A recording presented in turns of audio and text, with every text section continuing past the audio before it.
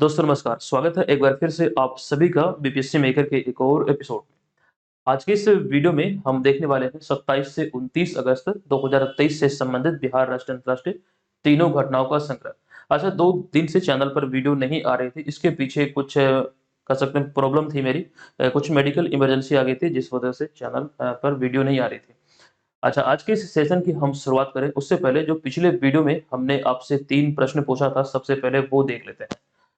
तो इसमें हमने पहला प्रश्न आपसे पूछा था कि भारत के सबसे बड़े परीक्षा केंद्र बापू परीक्षा परिसर का उद्घाटन बिहार के किस जिले में हाल ही में हुआ है?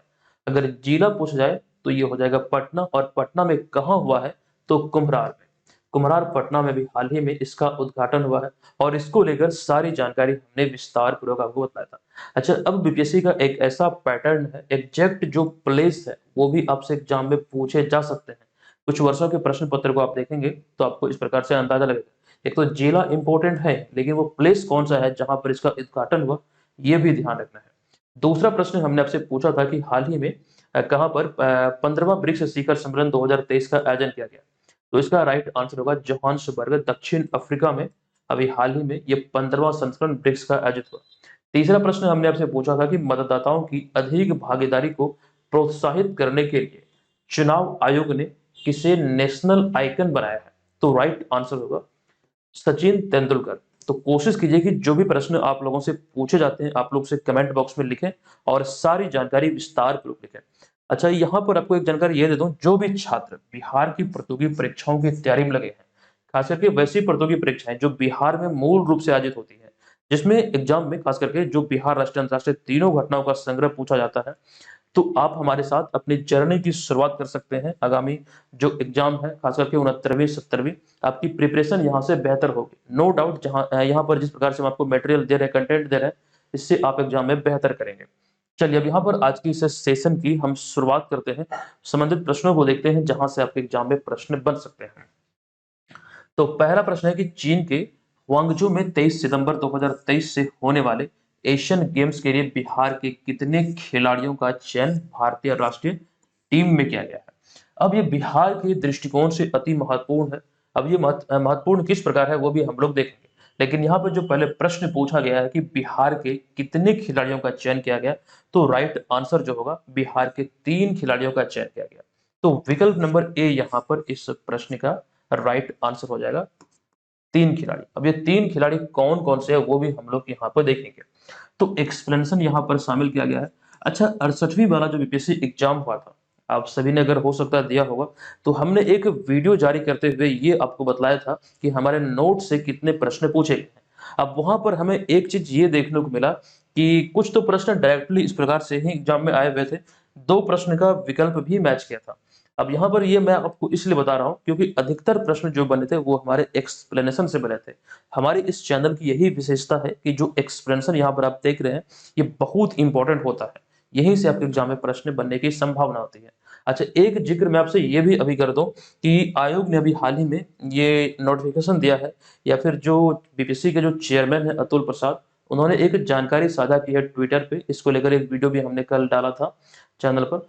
तो वहां पर यह क्लियर किया गया कि अब बीपीएससी एग्जाम में 4 ही विकल्प होंगे, और 1/3 जो है ये नेगेटिव होगा।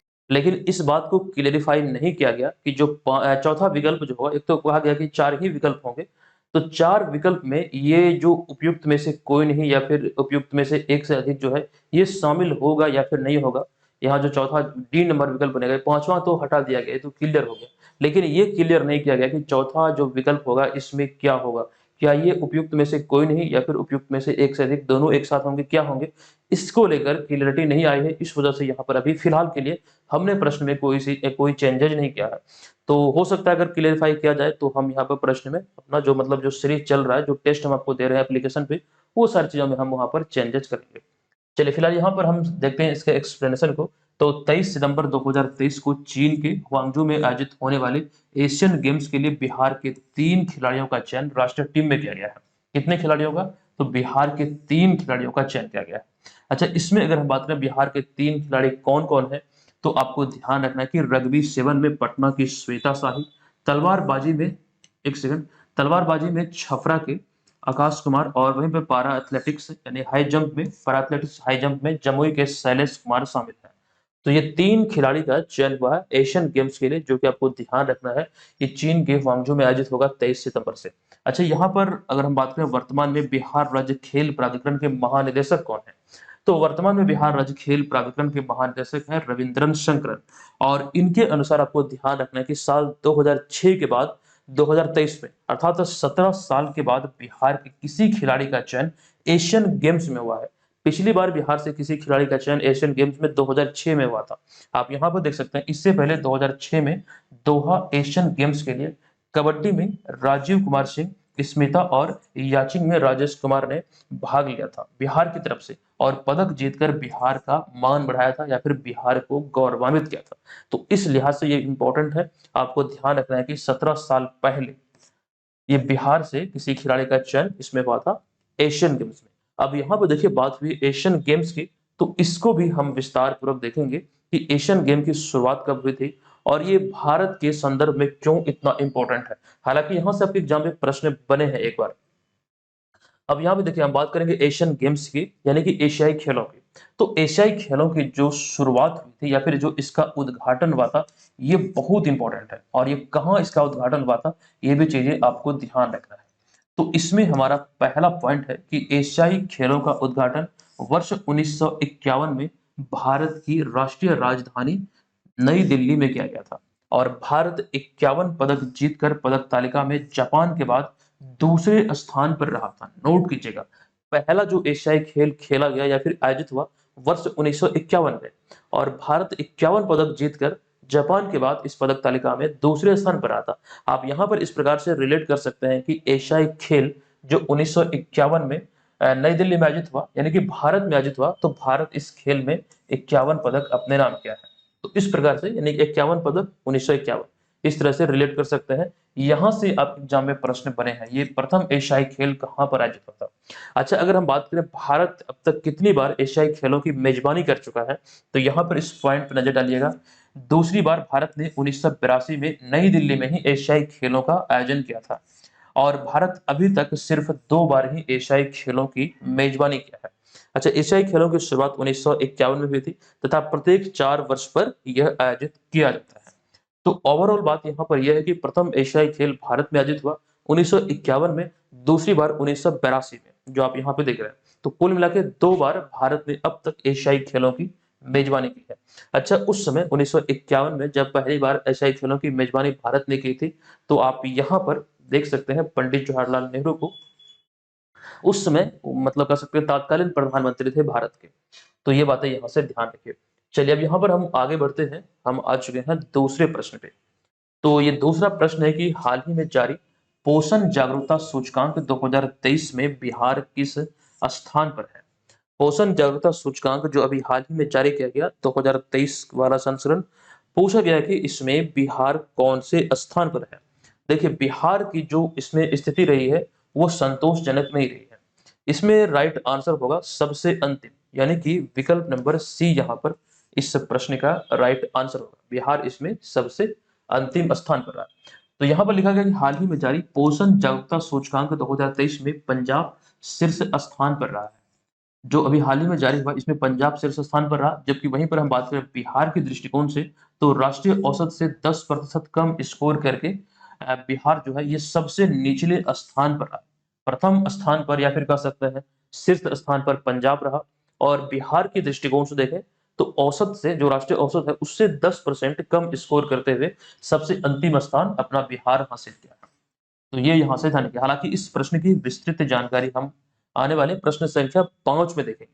अच्छा, एक जानकारी आप ये ध्यान रखेंगे, बहुत सारे लोग बोलते हैं कि सर इसका पीडीएफ फाइल हमें कहाँ पर मिलेगा।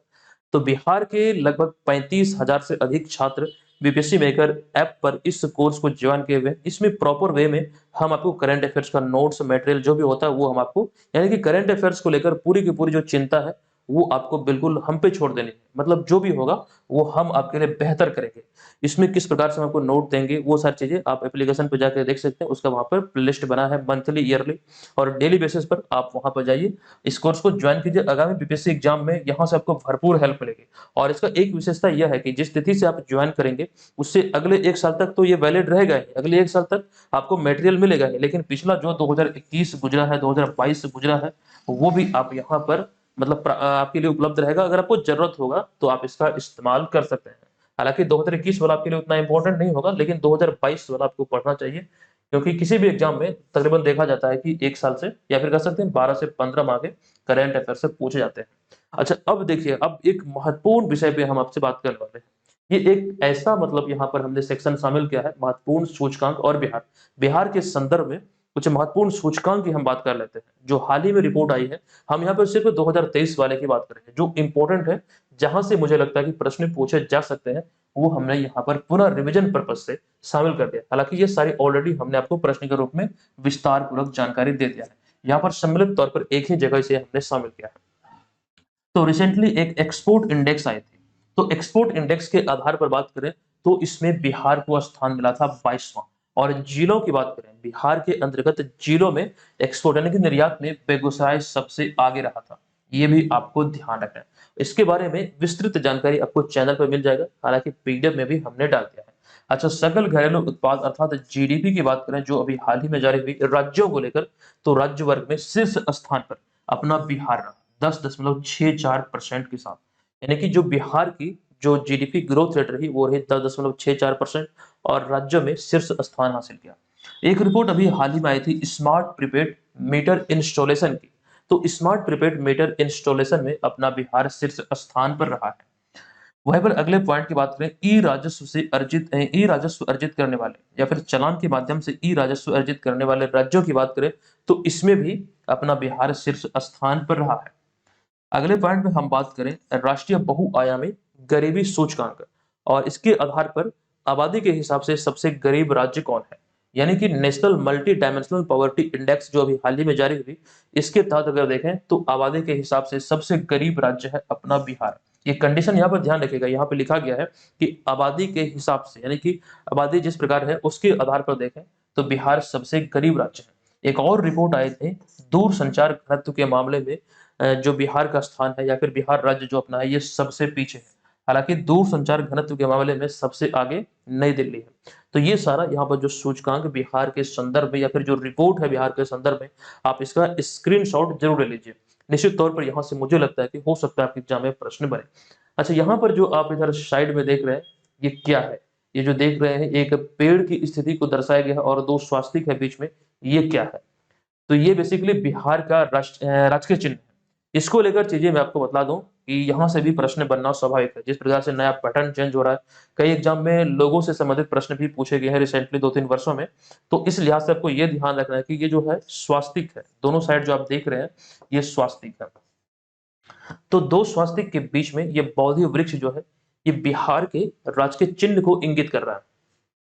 ठीक है, आई होप कि आप इसे समझ चुके हैं। ये बिहार का राजकीय चिन्ह को इंगित कर रहा है, राष्ट्रीय नहीं बल्कि राजकीय चिन्ह को इंगित कर रहा है। चलिए, अब यहाँ पर एक और सेक्शन को हमने शामिल कर दिया है जो कि अति महत्वपूर्ण है। अब यहाँ पर जरूरी यह है कि जो section and BPSC prelims exam आने वाले हैं, आयोजित होने वाले 30 सितंबर को, तो प्रश्न को जितना आप रिवीजन करेंगे, जो आपने पिछले 1 वर्षों में पढ़ा है, वो आपके लिए फायदेमंद होगा। तो रिवीजन पर्पज से यहाँ पर हमने कुछ चीजों को और भी शामिल किया। उसी के तहत यहाँ पर बिहार में हालिया जो आयोजित महोत्सव है उसमें आपको ध्यान रखना है आम महोत्सव, जो कि ज्ञान भवन पटना में राजकीय स्तर पर 16 से 18 जून 2023 तक आयोजित हुआ। शोभी महोत्सव पटना जिले के मंदिर शरीफ में आयोजित हुआ। बाजरा महोत्सव बिहार में 2 जगह पर आयोजित हुआ, एक तो भोजपुर में आयोजित हुआ, एक पटना में भी आयोजित हुआ। ये भी आपको ध्यान रखना है। थावे महोत्सव की बात करें तो गोपालगंज बिहार में ये थावे महोत्सव अभी हाल ही में आयोजित हुआ। पक्षी महोत्सव कलरव की बात करें तो ये बहुत इंपॉर्टेंट है, इसको लेकर भी चीजें हम आगे देखने वाले हैं इसी वीडियो में। तो जमुई के नागी नगरी में आयोजित हुआ था कलरव पक्षी महोत्सव। और वहीं पे किन्नर महोत्सव की बात करें तो 14 जुलाई 2023 को प्रेमचंद रंगशाला पटना में ये किन्नर महोत्सव आयोजित हुआ।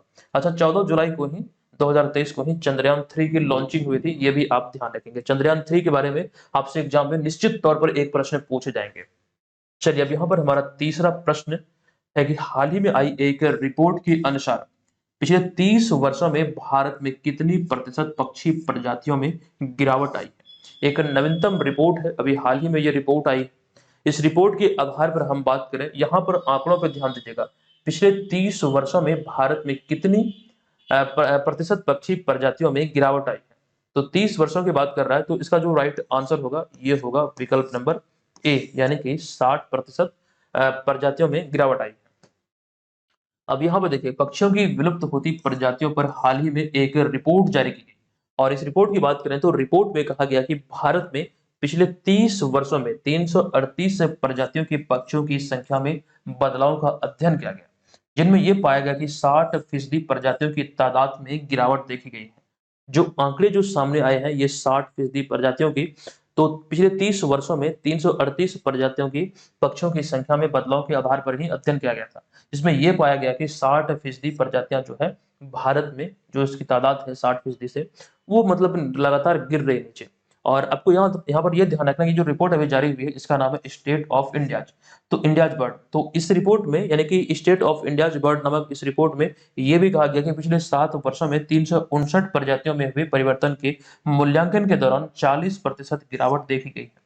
तो ये आंकड़े यहाँ से जो 2 आंकड़े जारी किए गए हैं वो आप ध्यान रखिएगा। और इस रिपोर्ट का नाम क्या था, तो स्टेट ऑफ इंडियाज बर्ड, ये इस रिपोर्ट का नाम था। अच्छा, एक जानकारी मैं आपको ये दे दूं, एक्स्ट्रा फैक्ट यहाँ पर हमने शामिल किया है कि वर्तमान में भारत में पक्षियों की कुल 1301 प्रजातियां हैं। अच्छा, इन 1301 प्रजातियों में आपको ये ध्यान रखना है कि जिनमें से 42 जो प्रजाति है केवल भारत में ही पाई जाती है। इंपॉर्टेंट है, नोट करिएगा, नो डाउट यहाँ से एग्जाम में प्रश्न बनेंगे। अच्छा, यहाँ पर पक्षियों की बात हो रही है, पक्षियों की जनगणना की बात हो रही है, या फिर पक्षियों की गिनती की बात हो रही है, या फिर इसकी गिरावट की जो बात हो रही है, तो ऐसे में हम यहाँ पर बात कर लेते हैं। अभी हाल ही में ऐसी ही एक गणना पक्षियों की बिहार में भी हुई थी। ये रिपोर्ट हमने आपको विस्तार से बताया था कि बिहार में 205 से अधिक पक्षी प्रजातियां मौजूदा समय में है, जो नवीनतम रिपोर्ट प्रकाशित हुई थी उसके आधार पर। तो यहाँ पर उसी का जिक्र किया गया है कि इस साल जनवरी से फरवरी 2023 तक बिहार वन विभाग, देखिए 2 संस्था के द्वारा, एक तो बिहार वन विभाग और बॉम्बे नेचुरल हिस्ट्री सोसाइटी, ये दोनों के सहयोग से एक सर्वेक्षण किया गया था पक्षियों को लेकर, ताकि ये गणना किया जा सके कि वर्तमान में बिहार में पक्षी प्रजातियों की संख्या कितनी है। तो जब ये सर्वेक्षण पूरा हुआ, तो सर्वेक्षण पूरा करने के बाद शोध टीम को, यानी कि सर्वेक्षण टीम को बिहार में 205 से अधिक पक्षी प्रजातियां मिली। ये यहाँ से ध्यान रखेगा। अच्छा, यहीं पर ये सवाल समाप्त नहीं होता है। बहुत सारे लोगों को हमने देखा है कि प्रश्न यहाँ पर जैसे पूछा गया कि वर्तमान में जो रिपोर्ट आई है, फिर नवीनतम रिपोर्ट के आधार पर बिहार में पक्षियों की संख्या कितनी है, तो 205 से अधिक। यहीं पर सवाल ये समाप्त नहीं होता है, सवाल मेन तो यहाँ पर है।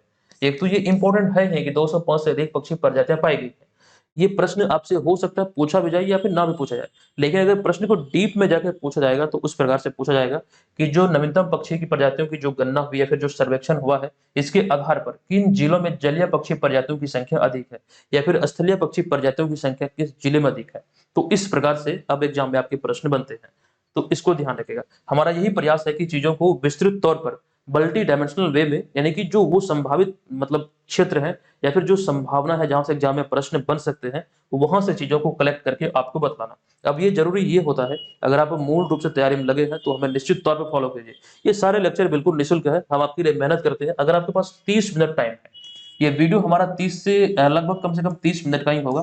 अगर आपके पास 30 मिनट का समय है तभी आप इस सीरीज को फॉलो कीजिए, अन्यथा फालतू का कमेंट करने की कोई आवश्यकता नहीं है कि सर वीडियो लंबा हो रहा है, 35 मिनट का हो रहा है, 40 मिनट का हो रहा है, कोई मतलब नहीं। आप वीडियो मत देखिए, ठीक है, लेकिन कंटेंट आपको इसी प्रकार से मिलेगा, क्योंकि हमारे पीछे बहुत सारे लोगों का सपोर्ट है कि सर वीडियो लंबा हो रहा है तो कोई दिक्कत नहीं। आप जो 1-2 कमेंट करते हैं, मैं 3-4 लोगों को देखता हूँ बार बार कमेंट करते हैं सर वीडियो लंबा हो रहा है, तो कोई मतलब नहीं, आप दूसरे जगह तलाश कर लीजिए जहां पर वन लाइनर वे में प्रश्न को पढ़ा जाता है।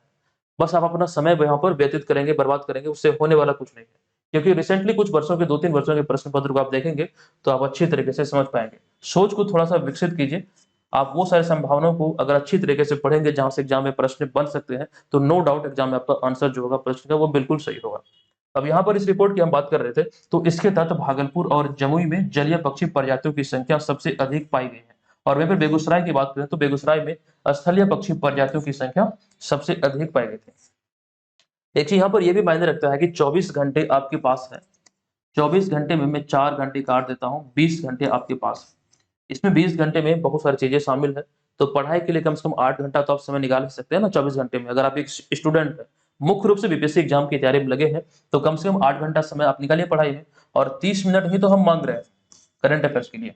और यहाँ पर यह भी है कि 30 मिनट ही आपको करंट अफेयर्स पढ़ना है, क्लास में ही पढ़ना है, बाकी आपको रिवीजन को छोड़ दीजिए। अगर मुख्य रूप से यहाँ पर क्लास में भी आप फोकस रहेंगे, 30 मिनट पर्याप्त है, दोबारा आपको पढ़ने की कोई आवश्यकता नहीं है। तो वो आप पे निर्भर करता है कि आपकी सोच किस प्रकार से डेवलप है। 30 मिनट मुझे लगता है कि सफिशिएंट है। अब 10 मिनट में आपको कौन क्या पढ़ा देगा? 10 मिनट में वन लाइनर वे में बिहार की राजधानी कहाँ है? पटना। बिहार की मुख्य भाषा क्या है? हिंदी, उर्दू, बस ये सब हो सकता है और कुछ नहीं हो सकता है। डिटेल में पढ़ना है तो इस प्रकार से पढ़ा जा सकता है कि बिहार की जो स्थापना भी कब हुई, बिहार जो बना वो कब अस्तित्व में आया, कौन से राज्य से अलग होकर अस्तित्व में आया, इस प्रकार की चीजें पूछी जा सकती हैं। ठीक है, तो वो चीजें यहाँ से आप ध्यान रखेंगे। चलिए, अब यहाँ पर हम इसके बारे में बात कर रहे थे। अब यहाँ पर एक जानकारी ये भी दे दूं इस सर्वेक्षण के बारे में। जब पिछली बार इसका सर्वेक्षण हुआ था पक्षियों को लेकर, तो उस समय बिहार में पक्षी प्रजातियों की जो संख्या थी वो 202 थी, और रिपोर्ट के अनुसार इस साल जो नवीनतम रिपोर्ट आई है, इसकी प्रजातियों की संख्या जो है इस साल 3 बढ़ गई है। तो ये यहाँ से ध्यान रखिए। अच्छा, यहाँ पर जो आप देख रहे हैं ये बिहार की राजकीय पक्षी गौरैया है, जो आप यहाँ पर इस तस्वीर में देख सकते हैं। यहाँ से भी एक प्रश्न कॉमन रूप से पूछे जाते हैं, आपको ध्यान रखना है, क्योंकि बहुत सारे लोगों को हमने देखा कि कंफ्यूजन होता है। तो बिहार की जो पक्षी है, राजकीय पक्षी गौरैया है, और प्रत्येक वर्ष विश्व गौरैया दिवस मनाया जाता है 20 मार्च को। और 2023 में जो विश्व गौरैया दिवस मनाया गया, इसका थीम था आई लव स्पैरो। तो ये भी ध्यान रखिएगा, हो सकता है एग्जाम में यहाँ से प्रश्न बने। चलिए आगे हम यहाँ पर जो बात कर रहे थे पक्षी महोत्सव, यानी कि पक्षी महोत्सव की थोड़ी देर पहले हम बात कर रहे थे। तो इसी संदर्भ में यहाँ पर हमने गौरैया की बात की, जो कि बिहार की राज्य पक्षी है। तो पक्षी महोत्सव कलरव, जो कि आपके लिए बहुत इंपॉर्टेंट है, इसको लेकर दरअसल हमने यहाँ पर एक जानकारी शामिल किया है कि पक्षी महोत्सव कलरव का आयोजन 15 से 17 जनवरी 2021 तक पर्यावरण, वन एवं जलवायु परिवर्तन विभाग द्वारा किया गया था। यानी कि बिहार सरकार के द्वारा 15 से 17 जनवरी 2021 तक इसका पहला संस्करण आयोजित हुआ। कहाँ पर? तो इसका आयोजन जमुई स्थित नागी नकटी पक्षी अभ्यारण्य में किया गया था। कहाँ पर? जमुई में एक पक्षी अभ्यारण्य है, नागी नकटी पक्षी अभ्यारण्य, यहीं पर इसका आयोजन किया गया था। और बिहार के मुख्यमंत्री, जो 22वें मुख्यमंत्री हैं, नीतीश कुमार द्वारा राज्य पक्षी महोत्सव के इस पहले संस्करण का उद्घाटन किया गया था। तो पक्षी महोत्सव कलरव से संबंधित आई थिंक ये 2-3 प्रश्न, इसका उद्घाटन किसके द्वारा किया गया, कब ये आयोजित हुआ, कहाँ आयोजित हुआ, ये 3-4 चीजें आपके एग्जाम में पूछे जा सकते हैं। और इस पक्षी महोत्सव का नाम क्या है? तो कलरव है, ये इसका पहला संस्करण था। ठीक है, तो ये सारी चीजें यहाँ से ध्यान रखना है। चलिए, अब यहाँ पर चौथा प्रश्न है कि यूनाइटेड वर्ल्ड रेसलिंग ने हाल ही में किस देश की मान्यता रद्द कर दी है? तो यह एक बुरी खबर है भारत के लिए। भारत की मान्यता अभी हाल ही में यूनाइटेड वर्ल्ड रेसलिंग द्वारा समाप्त की गई है, भारत की मान्यता। तो विकल्प नंबर सी यहाँ पर इस प्रश्न का राइट आंसर होगा। अब यहाँ पर ध्यान दीजिए, ये इसके पीछे रीजन क्या है, किस वजह से भारत की मान्यता जो है वो रद्द की गई है। तो इसमें पहला पॉइंट है कि यूनाइटेड वर्ल्ड रेसलिंग ने भारतीय कुश्ती संघ को 45 दिन के अंदर चुनाव कराने के लिए कहा था, मगर कुश्ती संघ का चुनाव नहीं हो पाया। दरअसल 2 बार पंजाब हरियाणा हाईकोर्ट ने चुनाव पर रोक लगा दी थी। तो चुनाव में देरी के चलते वर्ल्ड रेसलिंग ने भारत की जो है सदस्यता वो रद्द कर दिया गया है। तो ये आपको ध्यान रखना, यही वो कह सकते हैं मूल, जो कह सकते हैं कारण था, इसी वजह से भारत की मान्यता रद्द हुई है। अब यहाँ पर हमारा अगला पॉइंट, जो कि इसका जो इफेक्ट भारतीय कुश्ती टीम पर पड़ेगा या फिर जो भारत को पड़ेगा, आपको ध्यान रखना, जिससे भारतीय पहलवान 16 सितंबर से 16 सितंबर 2023 से, एक्चुअली में यहाँ पे से एक्स्ट्रा लिखा गया है, तो 16 सितंबर 2023 से शुरू होने वाली विश्व कुश्ती चैंपियनशिप में भारतीय ध्वज के नीचे नहीं खेल पाएंगे। ये कहाँ पर आयोजित होने वाला विश्व कुश्ती चैंपियनशिप, वो आपको कमेंट करके मुझे बताना है। एक पॉइंट यहाँ पर हमने ये लिखा है कि सुशील कुमार, जो कि 12 दिसंबर 2010 को कुश्ती वर्ल्ड चैंपियनशिप में अजरबैजान के जबरेल हसनोव को हराकर गोल्ड जीतने वाले पहले भारतीय बने थे। एक एक्स्ट्रा फैक्ट हमने शामिल किया है, क्योंकि ये बहुत इंपॉर्टेंट है। यहाँ पर कुश्ती की चर्चा हुई थी, इसलिए यहाँ पर हमने बताया आपको। अर्थात भारत की तरफ से स्वर्ण पदक जीतने वाले प्रथम भारतीय थे। इनका नाम ध्यान रखिएगा, सुशील कुमार। चलिए, अब यहाँ पर हम आगे बढ़ेंगे, चलते हैं अगले प्रश्न पे। ये अगला प्रश्न है कि अगस्त 2023 में जारी पोषण जागरूकता सूचकांक 2023 में कौन सा राज्य शीर्ष स्थान पर रहा है? अभी हमने जानकारी आपको दिया था थोड़ा सा, तो इसमें पहले स्थान पर रहा है पंजाब, यानी कि विकल्प नंबर बी इस प्रश्न का राइट आंसर होगा। अब यहाँ पर पंजाब का स्कोर क्या रहा, वो सारी चीजें देख सकते हैं आप, कि प्रोटीन का अधिकार अभियान के तहत हाल ही में पोषण जागरूकता सूचकांक 2023 जारी किया गया, और सूचकांक के आधार पर या फिर सूचकांक के अनुसार पंजाब जो है यह राष्ट्रीय औसत से 11% अधिक स्कोर करके शीर्ष राज्य के रूप में उभरा है। जबकि बिहार के संदर्भ में बात करें तो अभी हमने आपको बताया कि औसत स्तर से यानी कि राष्ट्रीय स्तर से 10% कम का स्कोर करते हुए जो बिहार अपना राज्य है वो आपको ध्यान रखना है कि सबसे निचले स्थान पर रहा है। तो दोनों यहाँ से जानकारी हमने पहले भी आपको दिया था, पुनः यहाँ पर लिखा गया है। लेकिन अन्य राज्यों की बात करें तो हो सकता है कि अन्य राज्यों से भी प्रश्न बन सकते हैं। इस प्रकार से पूछा जा सकता है कि बिहार के पहले कौन रहा। यहाँ तो क्लियर हो चुका है कि बिहार सबसे अंतिम स्थान पर रहा, तो वो सारी चीजें भी ध्यान रखें। जैसे कि हम बात करें कर्नाटक की, तो राष्ट्रीय औसत से 9% अधिक स्कोर करते हुए इसमें रहा दूसरे स्थान पर। उसके बाद क्रमशः दिल्ली रहा, फिर उत्तराखंड और साथ ही साथ असम, आंध्र प्रदेश। और इसके अतिरिक्त हम बात करें यहाँ पर देखिए, अब यहाँ पर जो आंध्र प्रदेश है, यहाँ तक जो बात हो रही थी, अब इसके बाद जो आंध्र प्रदेश है, तो आंध्र प्रदेश से लेकर जो अब राज्य है उसका जो राष्ट्रीय औसत है वो कम रहा है। तो यहाँ पे देखिए राष्ट्रीय औसत से कम रहा है। जैसे कि हम बात करें आंध्र प्रदेश की, तो आंध्र प्रदेश का जो स्कोर रहा वो राष्ट्रीय औसत से 10% कम रहा। राजस्थान की बात करें तो इसका राष्ट्रीय औसत से 8% कम रहा। उसी प्रकार तमिलनाडु का 6%, गुजरात का 6%। ये सभी चीजें यहाँ से ध्यान रखें। लेकिन जो सबसे कम रहा वो रहा बिहार का, सर्वाधिक 10% कम राष्ट्रीय औसत से। तो इस लिहाज से इसमें बिहार जो है वो सबसे निचले पायदान पर रहा। अच्छा, यहाँ पर प्रोटीन की बात हुई है तो यहाँ से आपके एग्जाम में प्रश्न पूछे गए हैं। दरअसल कितने अमीनो एसिड को मिलाकर प्रोटीन का निर्माण होता है, तो 20। यहाँ पर उसी का जिक्र किया गया कि मानव शरीर सभी प्रकार के प्रोटीन बनाने के लिए 20 अमीनो अम्ल का उपयोग करता है। ये एग्जाम में पूछा हुआ प्रश्न है, ध्यान रखिएगा। 20 प्रकार के अमीनो एसिड को मिलाकर प्रोटीन का निर्माण होता है मानव शरीर में। ठीक है, तो ये सारी बातें यहाँ से आपको नोट कर लेना है। चलिए चलते हैं छठे प्रश्न पे। ये प्रश्न है कि हाल ही में शतरंज विश्व कप 2023 का खिताब, तो राइट आंसर होगा शतरंज विश्व कप 2023 का खिताब अभी हाल ही में मैग्नस कार्लसन ने जीता है। तो इस प्रश्न का राइट आंसर होगा विकल्प नंबर ए, यानी कि मैग्नस कार्लसन। अच्छा, किन्हें हराकर जीता है तो ये भी आपको ध्यान रखना चाहिए। आर प्रज्ञानंदा जो कि भारत के हैं, तमिलनाडु के, इन्हें हराकर इन्होंने इस खिताब को अपने नाम किया है। चलिए अब यहाँ पर इसके बारे में हम विस्तार से देख लेते हैं। तो हाल ही में फीडे शतरंज विश्व कप 2023 का खिताब मैग्नस कार्लसन ने जीता। अब ये पूछा जा सकता है कि मैग्नस कार्लसन किस देश के रहने वाले हैं, तो नॉर्वे के रहने वाले हैं। तो मैग्नस कार्लसन ने अभी हाल ही में तमिलनाडु भारत के आर प्रज्ञानंदा को हराकर इस खिताब को अपने नाम किया है। ये भी नोट करेंगे कि नॉर्वे के मैग्नस कार्लसन ने आर प्रज्ञानंद को हराकर इस खिताब को अपने नाम किया। अच्छा, आर प्रज्ञानंदा की बात करें तो ये आपके लिए इंपॉर्टेंट है, क्योंकि यहाँ से जो चीजें हमने शामिल किया है हो सकता है एग्जाम में यहाँ भी प्रश्न के रूप में पूछे जाए। तो आर प्रज्ञानंदा का पूरा नाम रमेश बाबू प्रज्ञानंदा है और वे वर्ष 2018 में दुनिया के सबसे कम उम्र के युवा ग्रैंड मास्टर बने थे। ये नोट कीजिएगा, काफी इंपॉर्टेंट है। हालांकि हालिया कुछ बात करें हम ग्रैंड मास्टर की, तो हाल ही में तेलंगाना के 15 वर्षीय शतरंज खिलाड़ी गोपल्ला प्रणीत या फिर वी प्रणीत भारत के 82वें व तेलंगाना के छठे ग्रैंड मास्टर बने थे। और वहीं पे बात करें हम भारत के 83वें ग्रैंड मास्टर की, तो जुलाई 2023 में महाराष्ट्र के आदित्य एस सावंत भारत की 83वें ग्रैंड मास्टर बने थे। तो ये तो रही बात यहाँ पर कुछ ग्रैंड मास्टर से संबंधित। हालांकि भारत के पहले ग्रैंड मास्टर थे विश्वनाथन आनंद। यहाँ पर भारत के कुछ ग्रैंड मास्टर की सूची हमने शामिल की है, जो कि आपको ध्यान रखना है, एग्जाम में यहाँ से प्रश्न बन सकते हैं। 75वीं से 83वीं जो नवीनतम जो सूची है वो यहाँ पर हमने ऐड कर दिया है। आप चाहें तो इसका स्क्रीनशॉट जरूर ले लीजिए, क्योंकि यहाँ से भी प्रश्न बनना स्वाभाविक है। चलिए अब यहाँ पर हम चलते हैं अगले प्रश्न पे। यहाँ पर एक चीज ये ध्यान दीजिएगा, कम से कम पिछला 4 या 5 यहाँ पर आप ध्यान रखिए, कम से कम पिछला 4 या 5 आप जरूर ध्यान रखिएगा, हो सकता है प्रश्न के रूप में बने। चलते हैं यहाँ पर अगले प्रश्न पे। हमारा अगला होगा 7वां प्रश्न।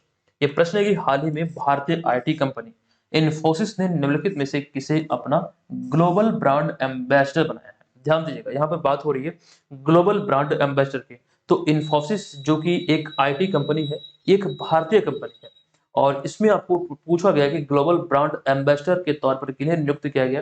तो राइट आंसर हो जाएगा इसका राफेल नडाल, यानी कि विकल्प नंबर बी इस प्रश्न का राइट आंसर होगा। अच्छा, राफेल नडाल कहाँ के रहने वाले हैं ये भी पूछे जाते हैं, तो स्पेन के रहने वाले हैं। अब यहाँ पर एक्सप्लेनेशन में वो सभी चीजों का जिक्र किया गया है कि प्रमुख भारतीय आईटी कंपनी इन्फोसिस ने दिग्गज टेनिस खिलाड़ी राफेल नडाल जो स्पेन के रहने वाले हैं, इन्हें अभी हाल ही में अगले 3 साल के लिए ग्लोबल ब्रांड एम्बेसडर नियुक्त किया गया है। ये आप ध्यान रखेंगे। अच्छा, इन्फोसिस की बात हुई तो इन्फोसिस की जो स्थापना हुई थी ये 2 जुलाई 1981 को पुणे में हुई थी। पुणे किस राज्य में है, तो महाराष्ट्र में है। हालांकि इसका जो मुख्यालय है ये कर्नाटक के बेंगलुरु में है वर्तमान समय में। एक जानकारी यहाँ पर यह है कि वर्तमान में इन्फोसिस के सीईओ कौन है। यानी कि मुख्य कार्यकारी अधिकारी कौन है? तो सलिल पारेख वर्तमान में इन्फोसिस के मुख्य कार्यकारी अधिकारी।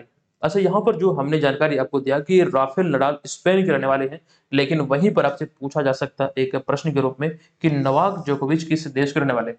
तो नोवाक जोकोविच सर्बिया के रहने वाले हैं और वहीं पर क्रिस्टियानो रोनाल्डो की बात करें तो क्रिस्टियानो रोनाल्डो रहने वाले हैं पुर्तगाल के। अब यहाँ पर हमारा अगला प्रश्न है कि दक्षिण अफ्रीका के जोहान्सबर्ग में आयोजित हुए 15वें ब्रिक्स शिखर सम्मेलन 2023 में किसे सदस्य देश के रूप में शामिल किया गया है? देखिए, इस प्रश्न के बारे में हम बात करें, यहाँ पर जो पूछा गया है कि दक्षिण अफ्रीका के जोहान्सबर्ग में जो अभी हाल ही में 15वां संस्करण आयोजित हुआ ब्रिक्स शिखर सम्मेलन का, तो इसमें किस देश को सदस्य देश के रूप में शामिल किया गया है? देखिए, कुल मिला के 6 देशों को शामिल किया गया है। अब ये 6 देश कौन-कौन से हैं? 6 देश को शामिल किया गया है, तो इन 6 देशों में अर्जेंटीना और मिस्र, साथ ही साथ इथियोपिया, ईरान, सऊदी अरब और साथ-साथ संयुक्त अरब अमीरात अर्थात यूएई। तो तीनों विकल्प जो ए, बी, सी है वो तीनों सही है, तो उपयुक्त में से एक से अधिक यहाँ पर सही हो जाएगा। ठीक है। आयोग ने जो अभी हाल ही में ये घोषणा की कि 4 ही विकल्प होंगे, लेकिन ये क्लियर नहीं किया कि चौथा विकल्प में क्या होगा। इसी वजह से हमने यहाँ पर जो विकल्प है उसमें कुछ अपडेट नहीं किया है। हो सकता है कुछ क्लियरिफाई होगी तो हम वहाँ पर अपडेट कर देंगे। अच्छा, यहाँ पर हम बात करें 15वें ब्रिक्स शिखर सम्मेलन की, तो ब्रिक्स शिखर समूह का 15वां शिखर सम्मेलन हाल ही में दक्षिण अफ्रीका के जोहान्सबर्ग में आयोजित किया गया। ये पॉइंट आपके लिए बहुत इंपॉर्टेंट हो सकता है कि इस सम्मेलन में अर्जेंटीना, मिस्र, इथियोपिया, ईरान, सऊदी अरब और संयुक्त अरब अमीरात अर्थात यूएई, कुल मिला के 6 नए ब्रिक्स के सदस्य देश बनाए गए हैं या फिर इसकी घोषणा हुई है और ये सभी 6 देश को आधिकारिक तौर पर 1 जनवरी 2023 से ब्रिक्स के नए सदस्य के रूप में शामिल किए जाएंगे या फिर नए सदस्य कहलाएंगे।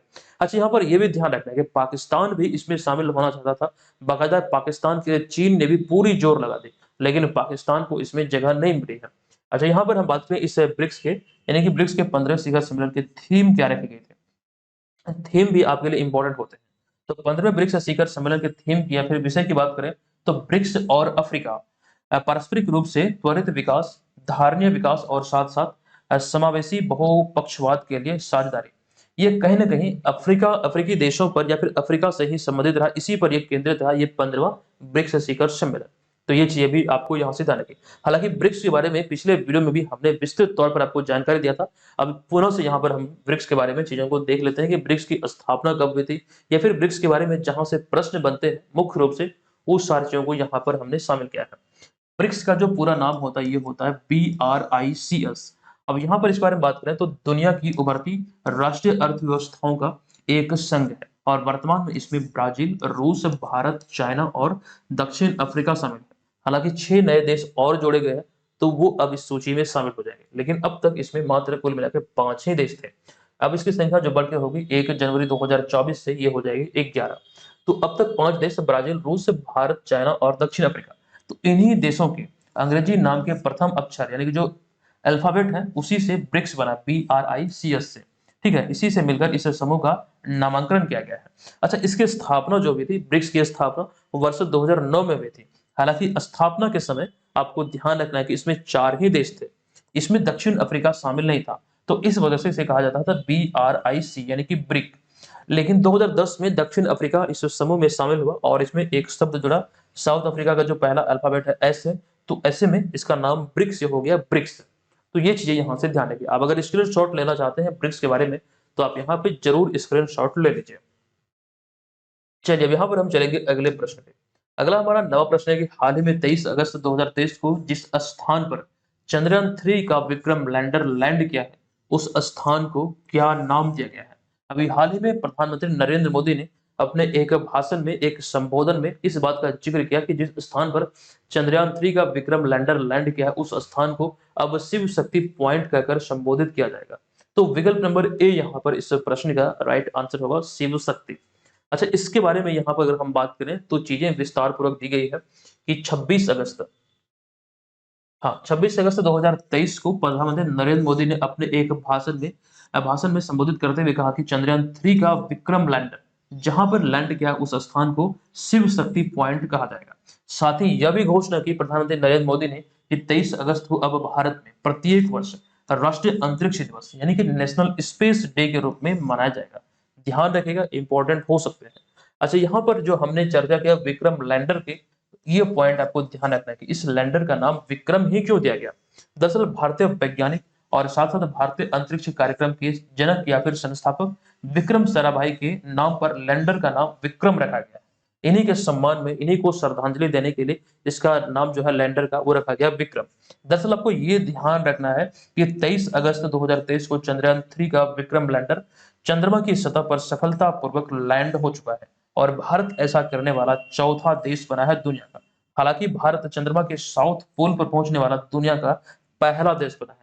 पिछले वीडियो में हमने यहाँ पर अगस्त की जगह जुलाई लिख दिया था, जुलाई शब्द का प्रयोग किया था, तो आप लोग कमेंट भी किए थे हालांकि। तो ध्यान रखिएगा यहाँ पर जो हमने बताया था वो जो लैंड हुआ है चंद्रयान 3 का या फिर चंद्रयान 3, तो वो 23 अगस्त 2023 को हुआ है। जुलाई गलती से हमने वहां पर बतला दिया था, ठीक है, तो इसको आप लोग सुधार कर लीजिएगा। अच्छा, यहाँ पर जो आप ये तस्वीर देख रहे हैं ये एक आर्टिफिशियल तस्वीर है।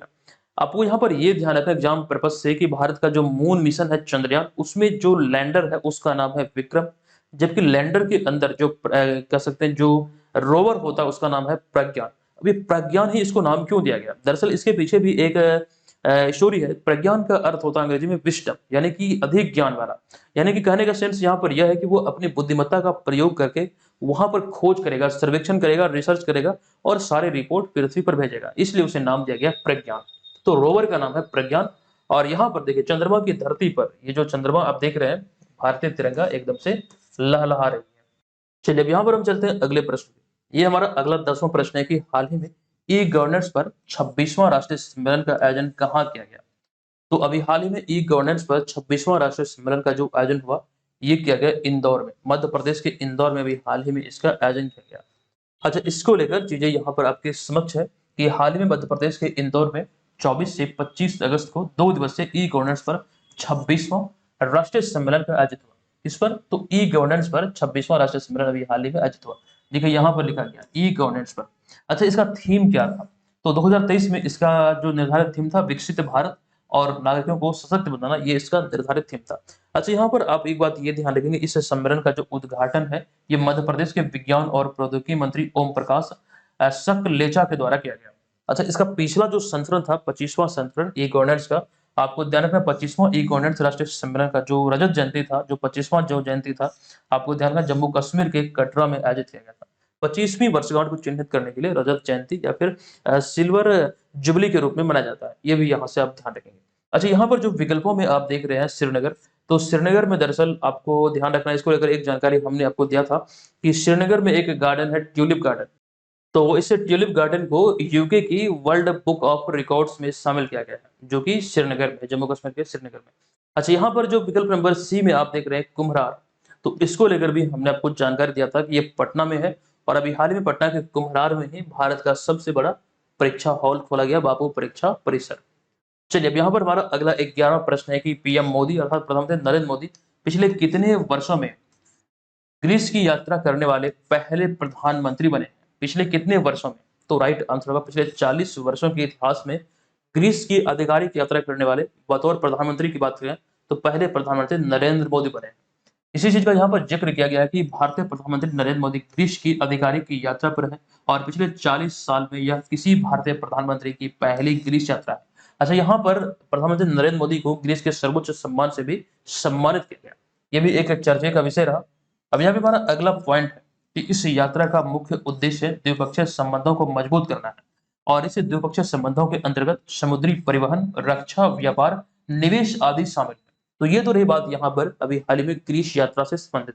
लेकिन पिछली बार अगर हम बात करें किसी भारतीय प्रधानमंत्री की ग्रीस यात्रा की, तो भारतीय प्रधानमंत्री ग्रीस की अंतिम उच्च स्तरीय भारतीय प्रधानमंत्री की जो अंतिम उच्च स्तरीय यात्रा थी ग्रीस की, वो 1983 में हुई थी, जब तत्कालीन प्रधानमंत्री इंदिरा गांधी ने यहाँ से यात्रा की थी ग्रीस की। तो ये भी आपको ध्यान रखना है, इंदिरा गांधी ने देश की यात्रा की थी, कहाँ की? ग्रीस की यात्रा की थी। यहाँ पर जो देश शब्द का प्रयोग किया गया वो ग्रीस के लिए किया गया। चलिए यहाँ पर हम चलते हैं अगले प्रश्न पे। 12वां प्रश्न है कि हाल ही में खबरों में रहा उष्णकटिबंधीय तूफान हिलेरी ने कहाँ तबाही मचाई है?